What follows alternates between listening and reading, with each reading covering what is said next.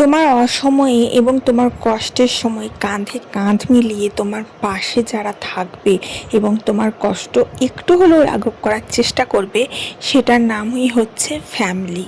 একান্তই নিজের ফ্যামিলি।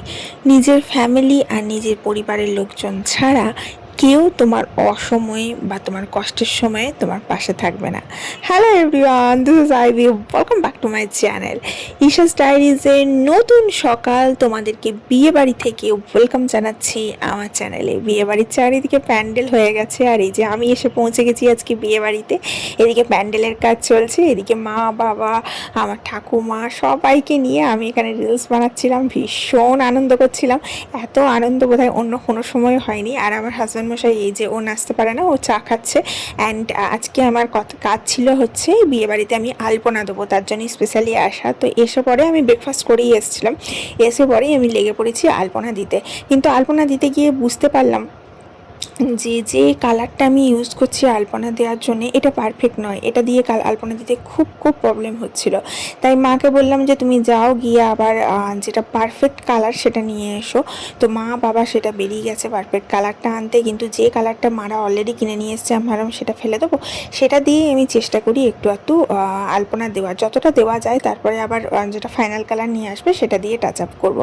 কারণ আলপনাটা দেওয়ার ছিল অনেকটা বড়, কারণ গোটা উঠানটা জুড়ে মাঝখানটাতে একটা সুন্দর আলপনা হবে, তার সাথে হবে তুলসীতলায় আলপনা, তার সাথে হবে সিঁড়ির আলপনা, তার সাথে সাথে হবে ঠাকুরবাড়ির আলপনা, আর তার সাথে হবে যেখানে নতুন বউ প্রবেশ করবে সেখানে আলপনা। মানে অনেকগুলো আলপনা করার কাজ আজকে আমার ছিল। আমি জানিই না যে এটা আমি শেষ করতে পারবো কিনা বা এতগুলো আলপনা দিয়ে উঠতে পারবো কিনা। শুধু মনে আছে ভরসা এবং আছে অনেকটা চেষ্টা, আর সেটা নিয়ে আমি শুরু করে দিয়েছি আলপনা দিতে। ইনিশিয়াল স্টেজে আমি একটা চক নিয়ে প্রথমে একটা রাফ ডিজাইন করে নিয়েছিলাম যাতে পারফেক্ট হয় গোলগুলো, এবং তারপরে যে স্ট্রোকগুলো দিচ্ছিলাম সেগুলো ডাইরেক্ট দিচ্ছিলাম, দিয়ে আলপনাটা করছিলাম। আলপনা করতে করতে হাঁপিয়ে গেছি, চলে এসেছে আমার ঠাকুমা গ্লুকন্ডি করে, বলছে একটু গ্লুকন্ডি খা, শরীরে এনার্জিটা বাড়বে। আর সবথেকে বড় কথা, ভগবানের এত কৃপা দেখো, আজকে যে আলপনা দিচ্ছি না, এই আমি যখন গিয়ে পৌঁছেছি 10:30 হবে, তারপরে আলপনা দিতে আরম্ভ করেছি। তো তখন কিন্তু রোদ নেই। এই উঠানে যদি রোদ থাকতো না, আমি আলপনা দিয়ে উঠতে পারতাম না। ওয়েদারটা চরম সুন্দর ছিল, একদম চারিদিকে মেঘলা, আর চারিদিক থেকে ঠান্ডা ঠান্ডা হাওয়া বইছে, যেন কোথাও বৃষ্টি হয়েছে এরকম। এগুলো ভগবানের আশীর্বাদ ছাড়া আর কিছু নয়। যদি বৃষ্টি হতো তাহলে আলপনা দেওয়া যেত না, যদি খুব রোদ হতো তাহলে আলপনা দেওয়া যেত না। যদিও চারিদিকে প্যান্ডেল হয়ে গেছে, প্যান্ডেলের কাজ চলছে, আর দেখতেই পাচ্ছ গাছগুলো কত নড়ছে, দেখেই বুঝতে পারবে যে কতটা হাওয়া চলছিল, মানে ঠান্ডা হাওয়া চলছিল। তার জন্য আমি রিল্যাক্সে আলপনার কাজ করছিলাম। কারণ এরপরে তো আমাকে রান্নাবান্না করতে হবে না, লাঞ্চ প্রিপারেশন হয়ে গেছে, ঠাকুর এসে লাঞ্চ করে দিয়ে গেছে, এবং আর লাঞ্চ জাস্ট করবো। তার আগে আমি চেষ্টা করছিলাম উঠানের আলপনাটা অন্তত শেষ হয়ে যাক। তার মাঝেই মা আর বাবা চলে এসছে, দেখতেই পেলে বাবা ডগিটাকে সরাচ্ছে। এগুলো বাবার সব পোষা ডগি, তিনটে ডগি আছে আমাদের, ঘরের মধ্যেই ঘোরাফেরা করে, খাওয়া দাওয়া করে এবং ঘরেই থাকে, পাহারা দেয়। তারা খালি আলপনার ওপর দিয়ে চলে যাবে।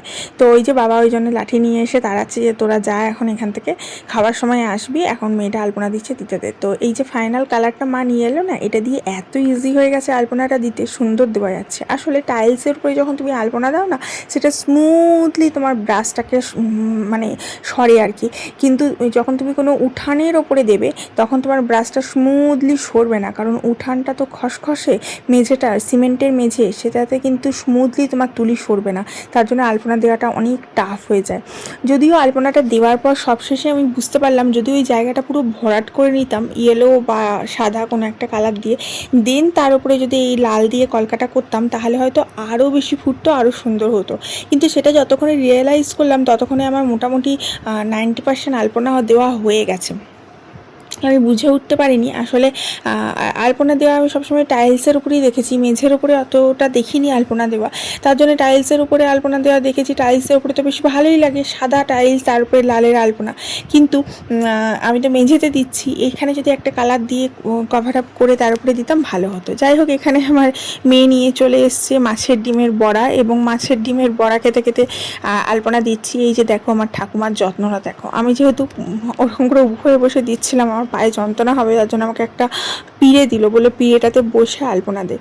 এটাই তোমার ফ্যামিলির সাথ দেওয়া, তোমার ফ্যামিলির সাথে থাকা, তোমার ফ্যামিলি তোমার কষ্টটাকে লাঘব করা। আমি যতক্ষণ আলপনা দিয়েছি আমার ঠাকুমার ঠাই বসেছিল। ইভেন আমি যখন লাঞ্চ করতে গেছি, লাঞ্চ করে এসেও আবার খানিকটা আলপনা দিয়েছি। সে লাঞ্চ করতে যখন গেছি তখনও ঠাকুমার ঠাই বসেছিল যে আলপনাটার ওপর দিয়ে যাতে কুকুর না চলে যায়, তাহলে আলপনাটা নষ্ট হয়ে যাবে।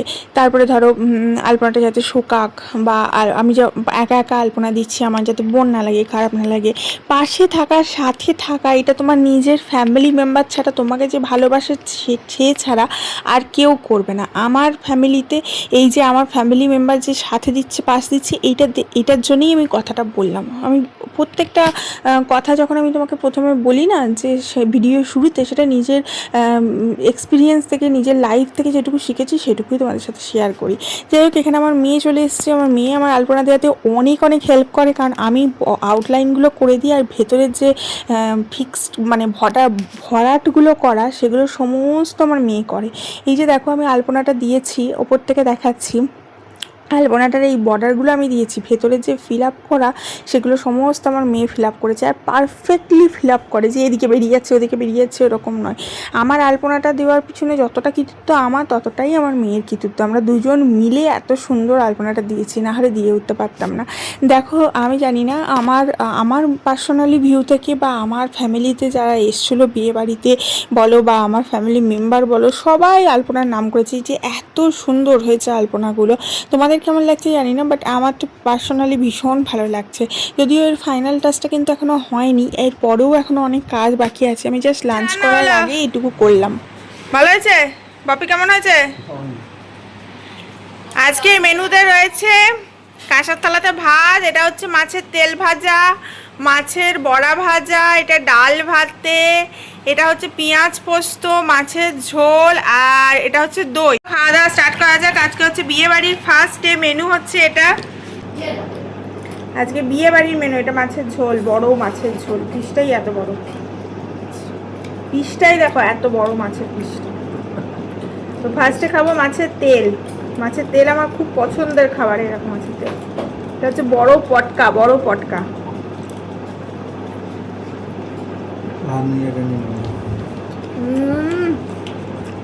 দারুণ মাছের তেলটা। বাবা একবার এক গ্লাস নিয়ে আসে,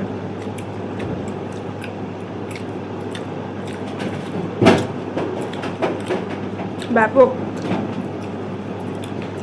তার সাথে একটু লঙ্কা, জমে ক্ষীর।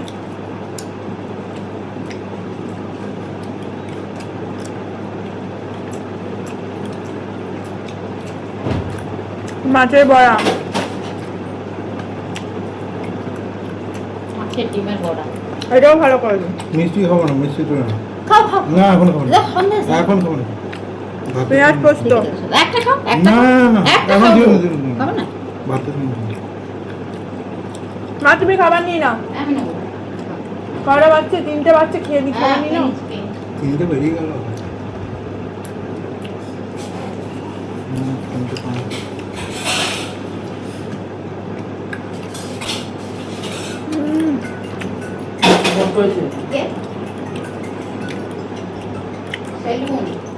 এই যে আলপনাটা দেখাচ্ছি, এই আলপনাটা হচ্ছে আমি ঠাকুর ঘরে দিয়েছি, ঠাকুর ঘরের সামনে। আলপনা দেওয়ার সময় আর ভিডিও করিনি, ফাইনাল টাচটা তোমাদের দেখাচ্ছি। এই আলপনাটা হচ্ছে মেঝের আলপনা, এখানে এখনো হলুদের ছোঁয়াটা বাকি। এরপরে হলুদের ছোঁয়াটা আমি রাত্রেবেলা দিয়েছিলাম, অনেক রাতে, তখন আর ভিডিও করতে পারিনি। এটা পরের দিন সকালবেলা হলুদের টাচটা দেওয়ার পর ফাইনাল আলপনাটা তোমাদের দেখাচ্ছি। খালি চোখে অসাধারণ লাগছিল। অ্যান্ড তার সাথে সাথে তুলসী তলায় আলপনা দিয়েছি, তুলসী তলায় আলপনাটা তো আপনার সাথে শেয়ার করছি। দেখো তুলসী তলায় এই আলপনাটা দিয়েছি, এই ডিজাইনটা তুলসী তলায় দিয়েছি। এটা যখন দিয়েছি না, তখন অন্ধকার হয়ে গেছে রাত্রেবেলা, ঠাকুমার টর্চ দেখিয়েছে, আর সেই ঠাকুমার টর্চ দেখানো আলোতে আমি এই ডিজাইনটা করেছি। অ্যান্ড এটা হচ্ছে সিঁড়ির আলপনা, সিঁড়িতে আমি দিয়েছি। আমি ছবি শেয়ার করলাম, ভিডিও আমার কাছে নেই। আর এটা হচ্ছে মেঝেরটা। দেখা হচ্ছে কালকে। Love you all, by.